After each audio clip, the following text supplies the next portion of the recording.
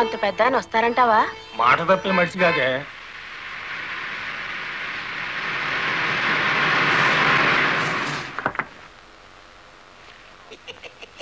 నమస్కారం బాబు. నమస్తే. రండి రండి. నమస్తే నమస్తే.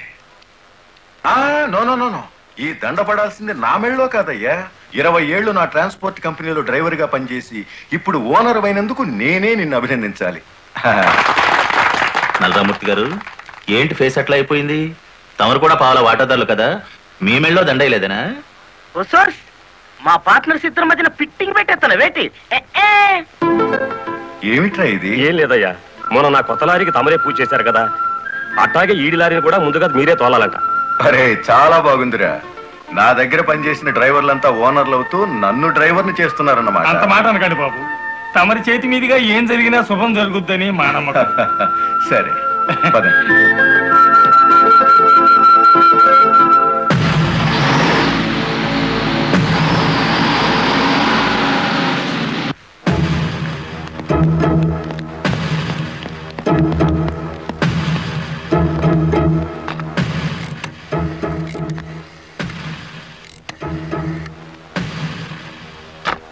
వెంకటపతి గాడి లారీ మీద, గురుమూర్తి గాడి లారీ మీద పెట్రోల్ పోసి అగ్గిపుల్ల గీసేయమంటారా?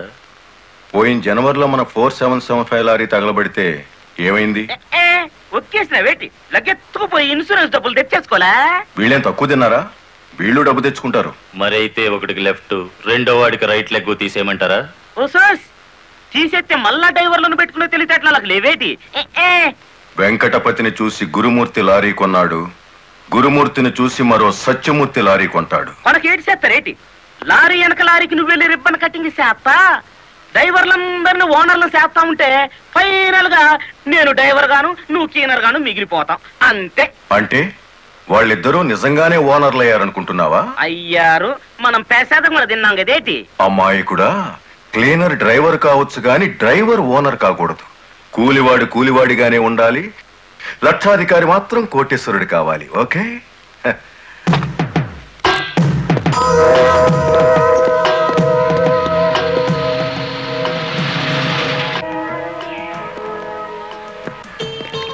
కానిస్టేబుల్ సార్, ఇందులో ఏదో ఉన్నట్టు నాకు అనుమానంగా ఉంది, నువ్వు చూడు. అమ్మో, ఏదో ఉంది సార్.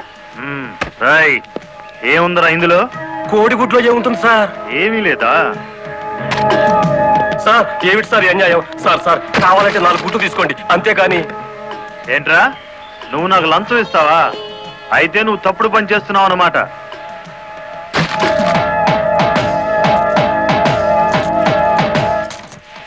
సార్ అన్యాయం సార్. ఏం బే, ఫారెన్ వాచీలు కోడిగుడ్లో పెట్టి స్మగ్లింగ్ చేస్తున్నావా? కోడిగుడ్లోకి వాచ్ ఎలా వెళ్తుంది సార్? పూర్ణంలోకి పప్పు ఎలా వచ్చిందని బ్రిటిష్ వాడికి అనుమానం వచ్చిందట. ఇండియా కోడిగుడ్లో ఫారెన్ వాచ్ పెట్టి ఎలా స్మగ్లింగ్ చేస్తున్నావని నాకు అనుమానం వచ్చిందిరా.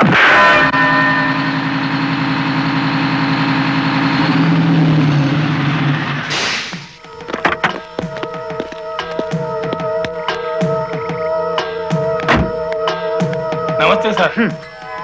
ఎంత తాగేవరా నోరింత కంపు కొడుతుంది? ఏమిటి సార్ మీరు అనేది? నేను తాగానా? లేకపోతే నేను తాగానా? నీ అబ్బా, ఏంట్రా ఎదురు చెప్తున్నావు?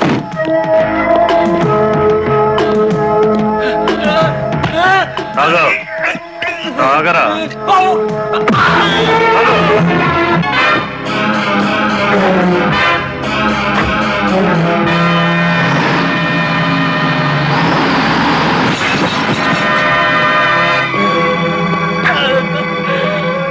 ఏరా, పీకల దాకా తాగి పోలీస్ జీబుని గుద్దుతావా ముసలి నాయాల? కుదరదయ్యా, కుదరదు, పెట్టయ్యవయ్యా పోను. నీకే తీసుకో. ఏమిటి సార్ ఇది? గుట్టు చప్పుడు కాకుండా 2 డ్రైవర్లు లోపలికి దోచేస్తే పాత టైర్ బహుమానంగా ఇస్తారా? ఏమన్నావు? టైరా? నీకిచ్చింది పాత టైరా?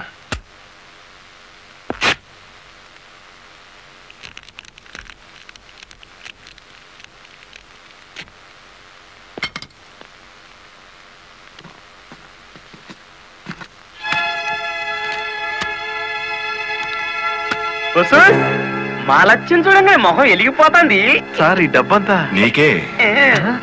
ఇదే 1960 అయితే పక్కకు పిలిచి లంచం ఇచ్చేవారు, 1970లో బల్ల కింద చెయ్యి పెట్టిచ్చేవారు, 1980లో అందంగా కవర్లో పెట్టి అందించారు. నాది 1990 స్టైల్ సర్ప్రైజ్ ప్యాకేజ్. క్యాష్ గిఫ్ట్గా ఇచ్చేటప్పుడు ప్రతి కరెన్సీ నోట్కి ₹1 చేర్చి ఇస్తూ ఉంటారు.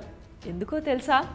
రౌండ్ ఫిగర్తో కాకుండా ₹51, ₹101 అలా డబ్బులు ఇస్తే దాన్ని విభజించేందుకు వీలుండదు. కాబట్టి డబ్బు ఇచ్చిన వారికి తీసుకున్న వారికి సంబంధాలు కూడా విభజించలేని విధంగా బలంగా ఉంటాయని నమ్ముతారు. 0 వచ్చేలా డబ్బును రౌండ్ ఫిగర్తో ఇస్తే అంటే 50, 100, 500 ఈ మొత్తం అంకెల చివరన 0లున్నాయి కాబట్టి ఆ డబ్బును తీసుకున్న వారికి సమస్యలు వస్తాయట.